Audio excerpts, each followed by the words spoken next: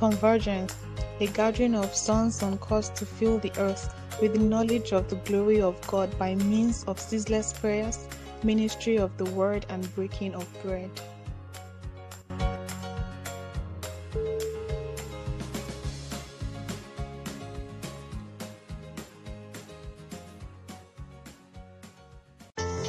Let's pray. Father, in the name of Jesus, Amen. The elect has converged. Please, Lord, that which only you can do in our midst.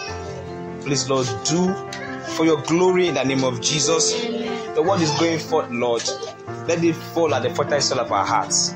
Please, Lord, let this word germinate good fruit in us in Jesus' name. In Jesus' name we have prayed. Amen. Praise the Lord. Okay. In my short journey, in my short discourse, in my short voyage, I found out that some of us, you see Christians, you see men, they come to church, and then maybe the power of the Lord is moving mightily in that place, and a lot of things happen. The delivering power of the Almighty is there at that moment, and people are coming under the anointing. You see certain persons maybe fall, maybe scream, a lot of things happening, and then it's as if they go back, and then the next time you're meeting them, it's as if everything is starting again from the beginning, or is worse than what it was. It's as if the enemy has now gained more ground, or is now superior, and you now realize that there is a deliverance that can be done based on the anointing. The anointing, the Bible makes us understand, the anointing can break the yoke. Then there is a deliverance where you need to teach that person one thing or the other. There's something that person needs to know so that he can have his total deliverance. You now realize that it is not just in one aspect. The two of them work together. And once this happens, you will not find that person will have total dominion, total deliverance. That was what happened in Mark chapter 5. Remember when Jesus casted out the devils from the man? Jesus began to speak to him, and then Jesus told him, go and begin, and the man began to evangelize. The man went and spoke the word. Praise God. You will find out that many times you will see many of us believers, we just believe we believe in certain things. Some of us were very scared to go to a certain place, maybe our villages, because there is something that we think or that we've already believed that is happening. Many of us, we can't eat certain type of animal, example, snail, because there is this general belief from where you come from that this is for this. Some of us, we can't kill certain type of animal, e.g. snake, because there is a notion. And you find out that a lot of them are believers who, even with the deliverance and coming under the anointing, they just hold down that. It is as if it cannot just wipe away. You find out that this thing has even been happening right from the Bible days. You will realize that there was a man called Cain, the son of Adam. He killed his brother. Because he was angry. He was jealous. Then his son Lamech killed again because he was angry. Somebody struck him. Somebody did something to him and he killed that one. It did not just end there. You still have Abraham. Abraham was a man who had just met God. God told him, Abraham, leave your father's house and go to a particular place. And Abraham left and went there. And God gave him a promise. You see everything, I will make you father of many nations and everything. And in the next minute, Abraham that knew that God was with him you find Abraham lying. It did not end there. He lied the first one. That his beautiful wife was his sister. He looked at his wife and said, no. If I don't tell these people that this woman is my sister, they will kill me and collect this woman. And he lied. Not once, twice. It did not end there. We found out again that his son, Isaac, who was a promise, who we saw that the time he was seeing his wife, he was praying, he was meditating. Who knew there is access to God? Who knew how to reach God? But we found out that he too, he lied. It did not end there. The same lie that he saw that this is my wife, this is my sister. It did not end there. We still got again to his son, Jacob. The Bible knows understand that Jacob was cunning and crafty. For anyone to be cunning and crafty, that means that man must be a very good liar. He will never ever see the truth. He will not use lie to cover up his tracks. So we now find out that this thing is passing from generation to generation. It's passing from men to men. It did not just stop there. There was a David. David was supposed to go to fight. He stood on top of his house and he saw a woman who was beaten and he began to lust after her. And then he took somebody's wife. Not just that. When he found out that the woman was pregnant, he brought the husband so that the husband can copulate to the wife, and then he will hang the parenthood, the fatherhood on top of the man. But the man said, no, I cannot go to my wife when the ark of God and the people are fighting. No, I will rather stay here. And David told him to stay. David was thinking, what will I do? Hey, what will I do? This man will expose me. This thing will expose me.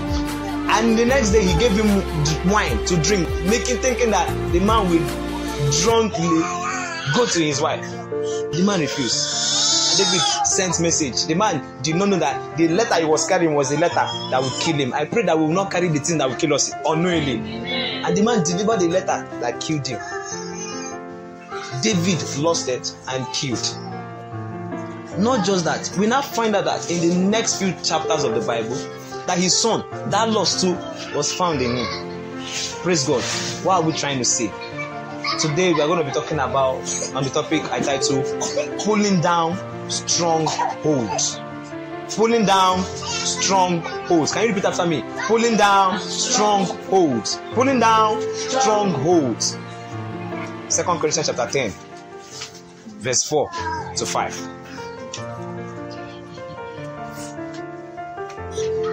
2 Corinthians chapter 10, verse 4 to 5. 2 Corinthians is after Revelation, just before you get to Joshua. I was telling somebody today that Judges is after Joshua, and the person wanted to argue with me.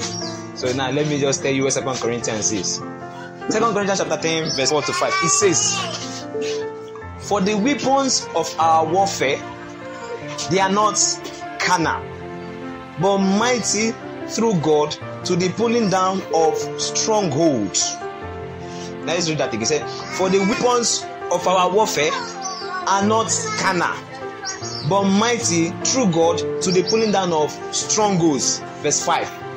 Casting down imaginations and every high thing that exalted itself against the knowledge of God, and bringing into captivity every thought to the obedience of Christ.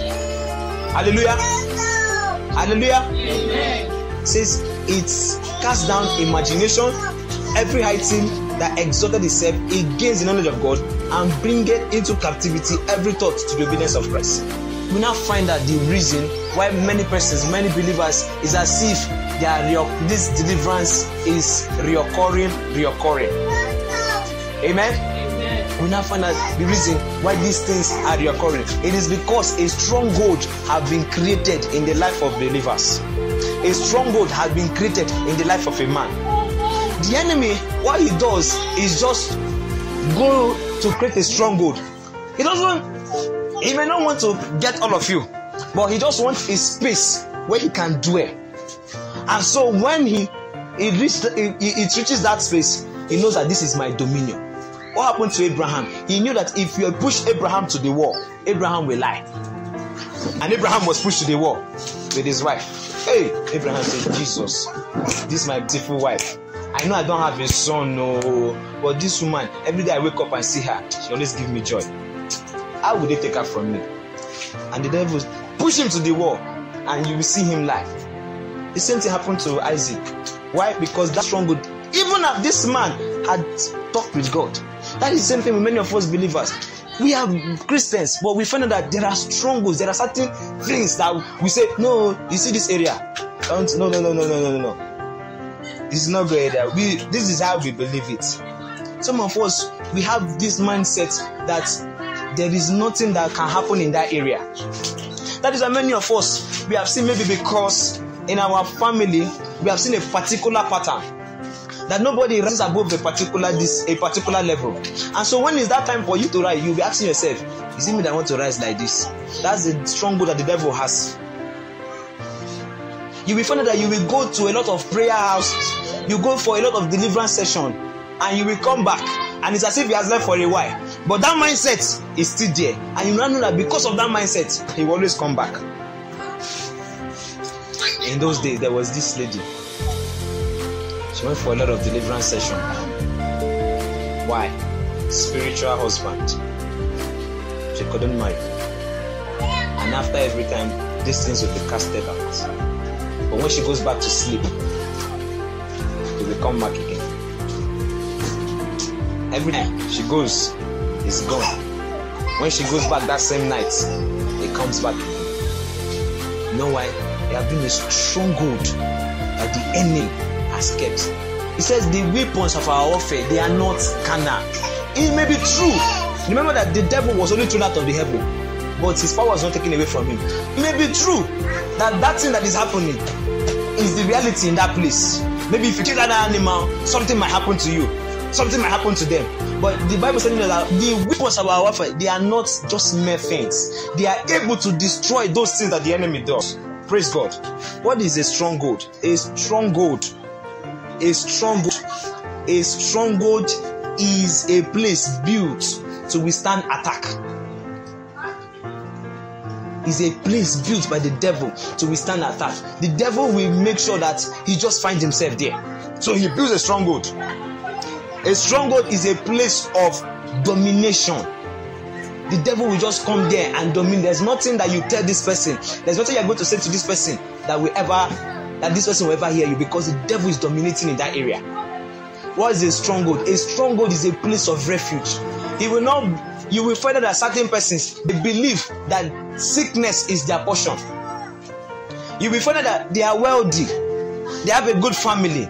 Every other thing is going well for them. But you find that they are always sick. You know why? The devil has found refuge in sickness. And so they believe they lie. What is a stronghold? A stronghold is a place dominated by a particular group. In this case, demon, marked out by a particular character. We saw there that Abraham was dominated and with fear. And we saw that there was a particular kind of character that he exhibited. And that was lie. Cain was dominated by anger. And we saw a particular character he exhibited. And that was to murder somebody, to kill somebody. Praise God. If you look at that scripture we read in 2 Corinthians chapter 10 verse 4 to 5, stronghold is built under three processes. 1, thoughts. 2, imaginations. And then the stronghold. Remember, the first verse says, for the weapons of our warfare, they are not carnal, but mighty through God to the pulling down of strongholds. Now, what is he doing? Casting down imaginations and every high thing that exalted itself against the knowledge of God, and bringing into captivity every thought to the obedience of Christ. So how does the devil build stronghold in our life? The devil gives you a thought. And that's why you just be in your house. And maybe where you are from, people die at the age of 40. And you'll be in your house about celebrating your 39th birthday. And then you will receive that thought. Get ready to die. That's a thought. Get ready to die. And when that thought comes in, the next thing the devil does is to give you reason. Check your father. How old did he die? Check your uncle. How old did he die? Check your sister. How old did she die? You will be in a place all happy, and then a thought springs up in your head, in your mind, and the devil is, I'm tired of this life. What are the reasons? Look at your people, look at your brother. His life has been suffering. When is this suffering going to end? We have been suffering from the days when we were young. He will give you reason. Look at your right, look at your left, look at the front, look at the back. Take everybody around you, your paternal side, your maternal side, everybody. They are all trying to live above the water. He gives you a thought, and before you know it, you take it as your reality. Before you know it, you'll be apprehensive that by 40 years you are going to die, and there is nothing anybody that will tell you that will make you believe otherwise. You know why? He has built a stronghold. All he does is gives you a thought, and once he gives you a thought, he gives you reasons to believe it. And that is why many of us believers, it has become a problem for us to do away with a lot of things. We just believe that the situation we are in now is the end, because we have seen a lot of things around us. We have seen a lot of people that have passed through this, and you say that we have concluded. And there is not anybody that will say, I always tell this story. The woman that said she's tired of prayer because she's felt that she has prayed everything she needed to pray and nothing is changing. Now that's a lie that the devil has built, and that is a stronghold that the devil has over her, and that has made her to hate prayer. All the devil seeks out to do is to build a stronghold in your life. Remember Eve gave her the thought. What was the thought? You will be God, you will know good and evil. Eve saw the possibility. Wow, that's nice. That's nice. That's nice. That's nice. And immediately he built a stronghold in her life. Praise the Lord. But it says that the weapons that we have, we work with, they are able to destroy all these things. And what the weapon does is make sure that thought obeys Christ. That's when you will stand up and say, no, I can't die. Jesus did not die untimely. Jesus fulfilled his ministry.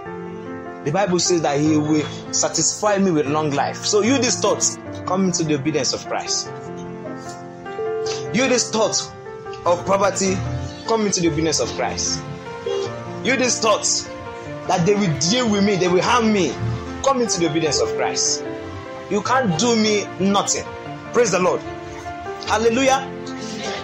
The strongholds, they are built with the thoughts. Secondly, the reasons, and then thirdly, to have where the enemy stays.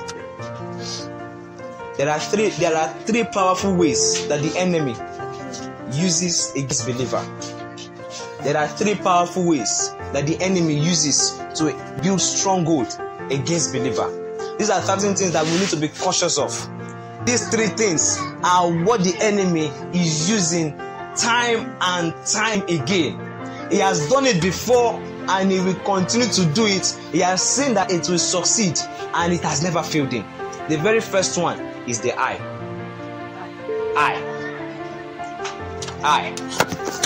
The eye. Genesis chapter 3 verse 6. The Bible says, and when the woman saw that the tree was good for food and that it was pleasant to the eyes. We need to be very careful with what we see. The Bible makes us understand that the eye is the light of the body. Everything you see, the eye is like a screen and the mind is like a storage.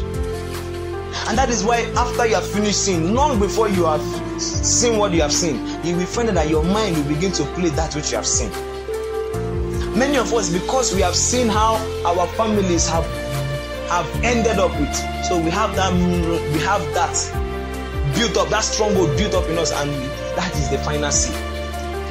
Many of us, the enemy fires arrow of evil thoughts by many things we see on the social media. Some days ago, I was able to see certain things. There was somebody. What did he do? The man slapped the other man, and when he slapped the other man removed his clothes. And when he removed his clothes, we saw that he was wearing all this charm. And then he brought something, and then he hit the next person, and then there was how the guy dropped dead. And I thought, let me forward this to people. And then the second time said, you want to propagate something that will build stronghold in the life of people. You will find out that a lot of persons will see that and they will be shocked and they will say, fear jazz. Because that's what the devil wants you to know. He wants you to be afraid of what he can do. And that is why it is very easy for people to showcase all the things that the devil is doing. The eye. He will make you to see. And once you see, those thoughts begins to flow. And when they flow, he gives you reasons to believe it. And before you know it, he builds stronghold around it. You know, a lot of persons that find themselves in sexual immorality, it's not because they wanted to do it. It started with, let me see. From seeing, we find out that their minds began to play it. And before you know it, there were reasons that were given. And before you know, that became a stronghold. Just because of sin. Right now, what is on? Big Brother Nigeria. A lot of persons will pay subscription just to watch, maybe when they are betting on all those things. When you watch all those things, there is something that happens to your mind. Those thoughts, the devil fires them into you. And before you know it, he gives you reason. If this person can do it on the screen, why not? You can do it in the secret. Nobody will see you what you're doing. You can try it. At least this person is your age. This person is doing it for the money. Do you know how much is involved? You can try it. And he gives you reasons. And before you know it, there is a stronghold that has been built. And you will now find that it is not difficult for you to come out of what you have just seen. A lot of us, there are strongholds that have been built just because of we saw. Job said, I have made a covenant with my eye, not to think upon a lady. Then why should I think upon a lady? Whatever you see has the power to affect your mind. And this is one way that the enemy is making sure that he builds strongholds in your life. Praise the Lord. Another way that the enemy uses to build strongholds in our life is the ear. The ear. What we hear. Job 2 verse 9. The Bible says, then said his wife unto him, dost thou still retain thy integrity? Curse God and die. Remember that the devil was the one who was engineering all these things. And then the devil took place of the wife, entered the wife, and the wife said, why is it that you are still serving God? Curse God and die. Now that was something he was hearing. That was something, if he paid attention to it, you know that man would have died a shameful death. That was the same thing that happened to Eve. Eve, the devil was telling her, you'll become like God. You will know evil, you will know good. These things were pleasing to her. Many of us, many things that we have heard are the things that are holding us down. Many things that we're not even supposed to hear at all. We're not even supposed to hear. We heard them, and they have made the devil to build a stronghold in our life. You know, when we were growing up, there were a lot of things that we heard. And it took a really long time before these things were made away with. I remember when I was in Owerri, and there is these people, they don't kiss snake. There's a particular guy, there's a python. And we heard it. And this thing became a serious problem. What you hear can give the enemy footing to build a stronghold in your life. Many persons, they've heard that somebody or this or that happened to somebody that is related to them, and then they have thought on it, and then the enemy has decided to build a stronghold. We need to be very careful with what we hear. It's not everything that everybody is saying that we need to pay attention to, because that way the enemy will build a stronghold around it. Because you have heard it, your head is bound to process it. There is always that reminder each time, because you have heard it. A lot of us, we have found ourselves in a particular situation because of certain things that we have heard, certain songs we have heard, and we find ourselves we are doing like that. What is this? Some time ago, I would think there was this music that was used to go on, and one of the dance steps is that they will be showcasing like they are masturbating or something.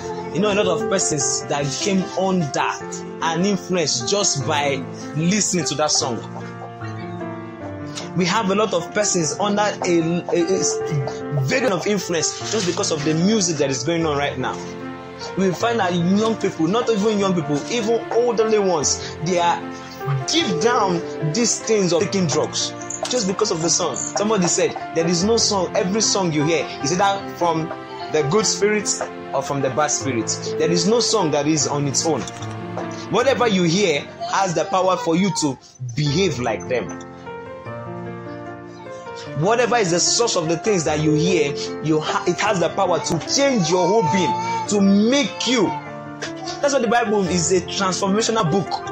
When you keep on reading or when you keep on hearing the word of God, there's this spirit that is in there that transforms you. What you hear is the spirit, that spirit that is able to transform you. The Bible says that what? He renewed.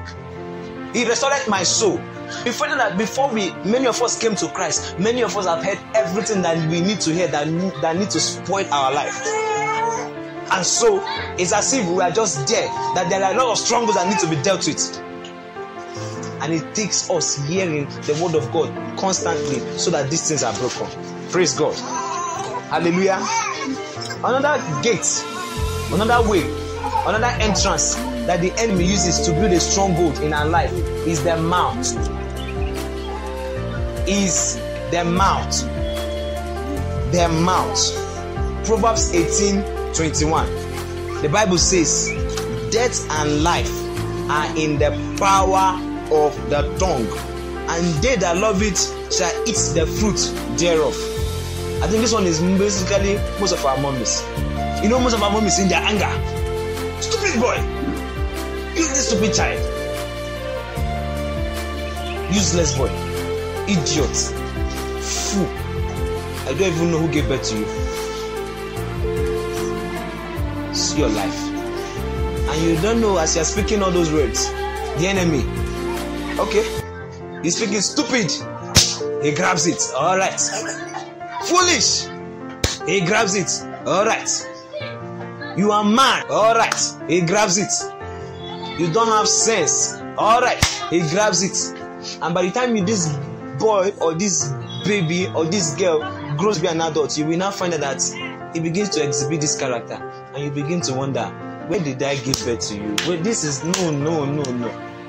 You now begin to go from one place to another, forgetting that you are the one who have instituted these strongholds over his life. It says death and life are in the power of the tongue. I've shared with us one of our heart solution leaders then that said that his mother, you know, this Yoruba people, I'm sorry, I don't mean to demean anybody, but you know, these Yoruba people, they have heavy curses, thick one. They know if they label it on you, you can't think about your life first before thinking about the curse. And he said his mother will label, will give him hefty curses, hefty curses, and he was very stubborn. And he found out that his life was just. We found out that with our mouth, we build strongholds over the lives of the innocent young one. We build strongholds over the life of people. When we curse, those words don't just go. Instead, the enemy is able to grab it and say, okay, you have been cursed. You cannot do anything otherwise. You cannot do anything otherwise. The mouth is one thing that we should learn how to control.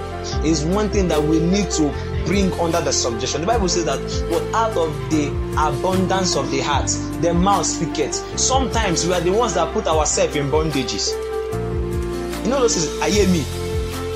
You will shout, my life, I'm finished. Who finished you?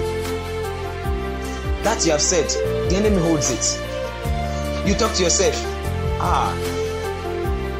I'm tired of life.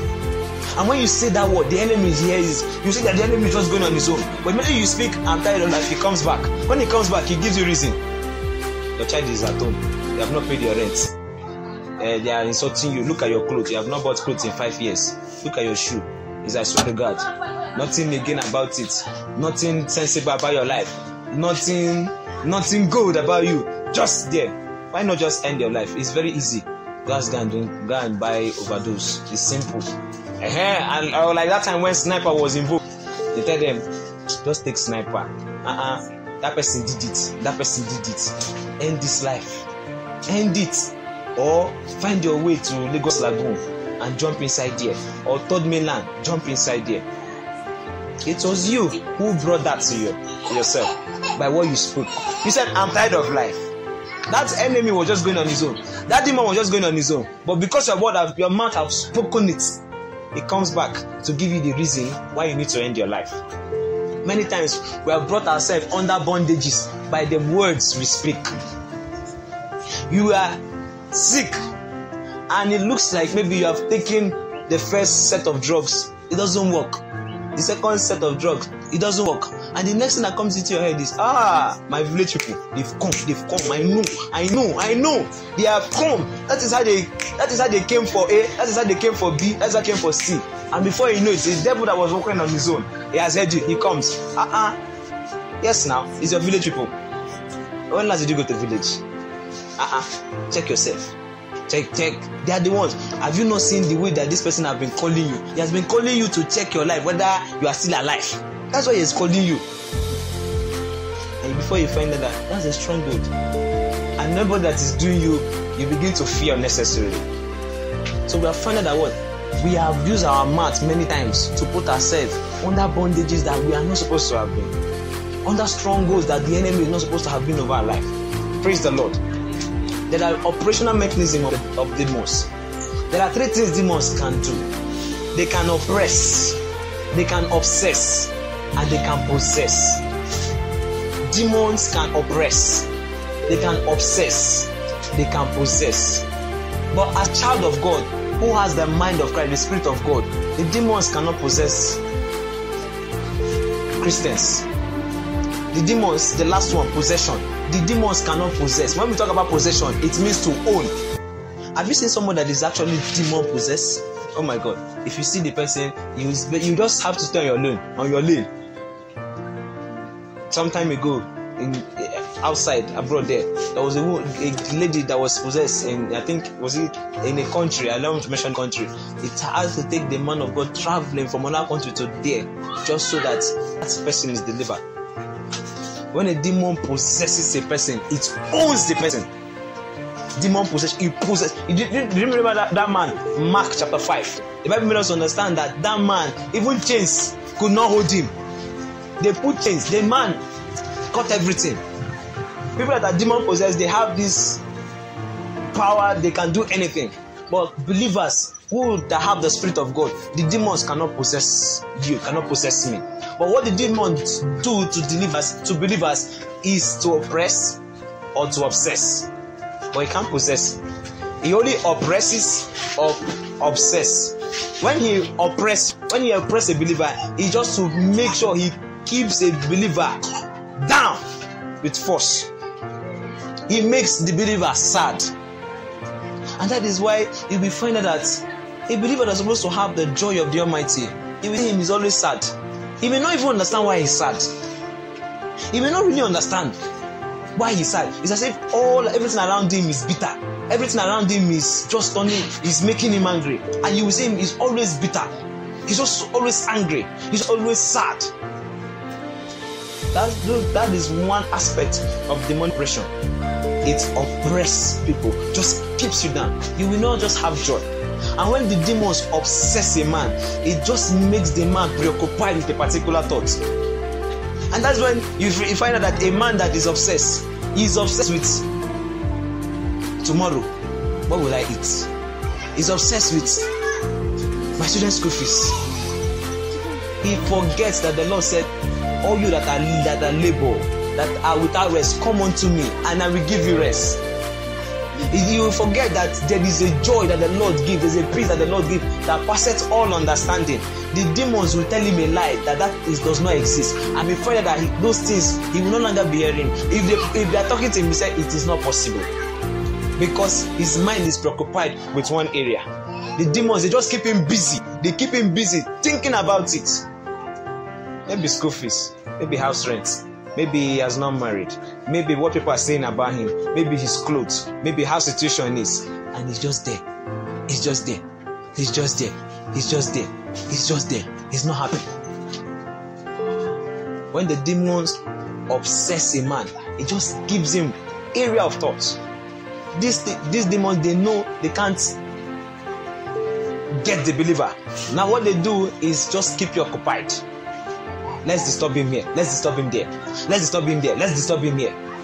And when he finds out that he cannot get you occupied in your area of rent, he brings your children. Once he finds out that he cannot get you there, he brings another place. When he finds out he cannot, brings there. Just so that what? You will find out that a lot of persons, it is their finance. A lot of persons, is their business. And maybe their business is going down and they are there. They are blaming God. And they are tired. Just like the woman that said, I'm tired of praying. That's a Christian. A believer. She used to pray, but she got tired. She became obsessed with how things were. And she said she's tired of praying. The demons, they may tell you that, okay, we may not get all of you, but we'll get a part of you. We'll just have a little of you. And then they begin to obsess you with many things. Praise the Lord. Now, how do they achieve these things? This oppression, obsession, and possession. There is a way, there is a system that they have developed, so crafted out of achieving what they need to do. And these ways are, they regress you. And that's why you will find out a man who was fervent in God, who used to come to church, who used to do everything for God, he will just stay back. I say, I'm no longer doing. I'm okay. I'm okay. And then the man begins to go back. And after that, he has successfully achieved that the man stops. He represses you. Make sure that they don't go any further than that. You don't want to have anything to do with God again. And then he suppresses you, brings you down falsely, and then he sets in depression. And once you are depressed, the Bible says that the mind, once the heart is weak, it's as if, I'm paraphrasing, there's nothing you can do to that soul. And once depression sets in, it has control over you. Beloved, every stronghold that is being built in your life, the Bible makes us understand that the weapons of our warfare is able to bring it down.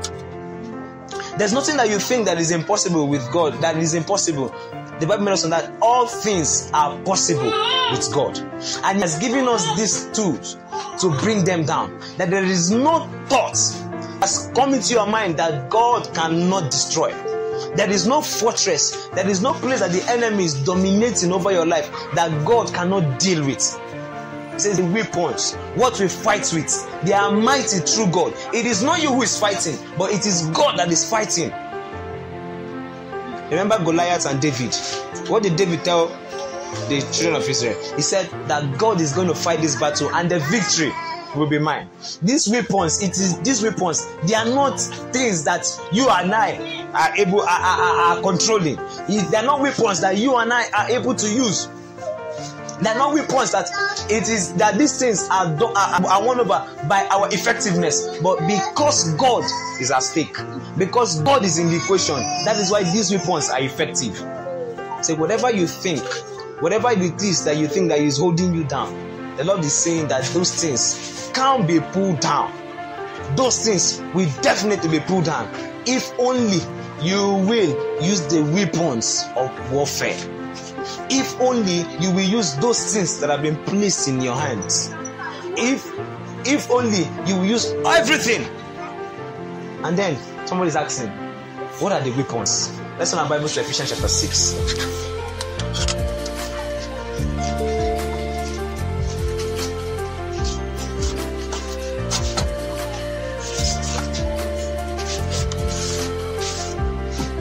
Ephesians chapter 6.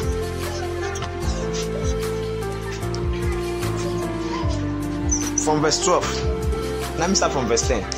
It says, finally, my brethren, be strong in the Lord and in the power of his might. Put on the whole armor of God, that you may be able to stand against the wiles of the devil.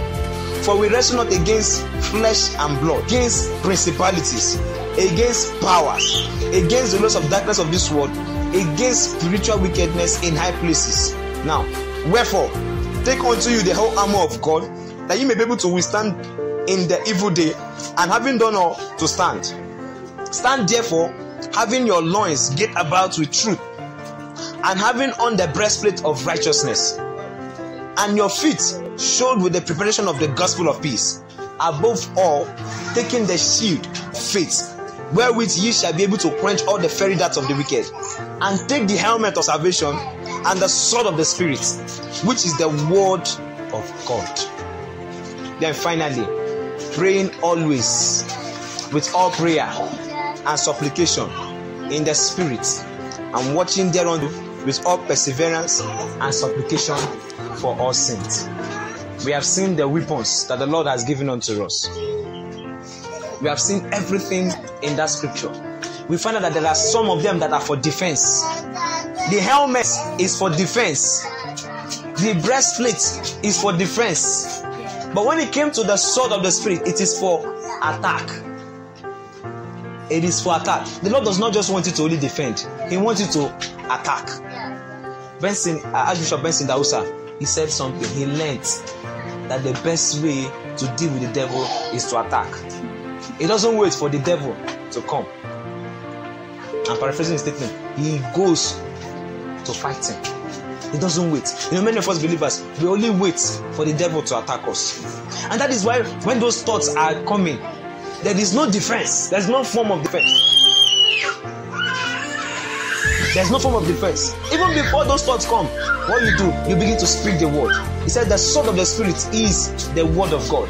You begin to tell the situation, no. You see this situation, I am much more than a conqueror. This situation, I'm rising above you. The Lord is better off than you. This situation is not going to see my end. I will see its end. The Lord expects us at every point in time, we should wield that weapon, those weapons He has given unto us. Those weapons of our warfare. And the way these things come into being, He says, Lord, when we pray, you cannot wear, a soldier cannot just wear his military gear and be in the countryside, can he? Once he wears his military gear, he goes into battle. So whenever we wear our military gear, what happens? We go into battle, and the way we go into battle is by praying. That is the time where we use everything that God has given to us. We don't wear them and just sit down at home. No, but we use them in the place of prayer. Every stronghold that needs to be pulled down, these are the weapons that the Lord has given to us. Giving us the helmet, the breastplate, the sword, our feet, just so that every stronghold that the devil has built in our life is destroyed. A lot of persons have been struggling from strongholds that have been built over time, and that has limited them. What they need is not that somebody lays hand on them and the anointing. No, it is that their mindset changes. A lot of persons cannot just go to a particular place because what they have believed in. There is no faith in them. They are lacking in these weapons that we use. There is no faith. Some of them don't know the word, and that when it matters most, there is no substance to use against that situation. Some of them, they don't live the righteous life, and that is why the devil finds a way to make sure he finds them. Praise the Lord. As we go back home, let's locate all those strongholds, all those things that we know that it has become a limitation. That whenever we think about it, it's as if this thing is too big or it's too hard. Now it's time for even from tonight, we begin to exercise, use those weapons that God has made available for us. I want us that when we even go back, let us go back and attack the devil with the sword of the Spirit, which is His word.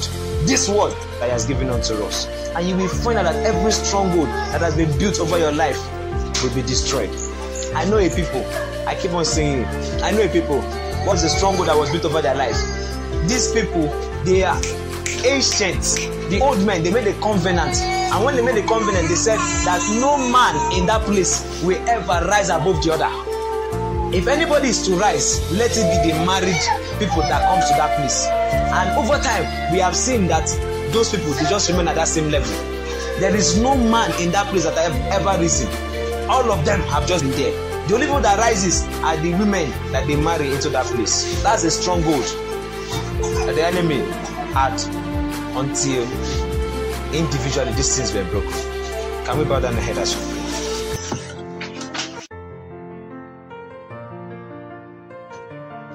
We trust God that you are blessed today through the teachings of Siri Ahaka.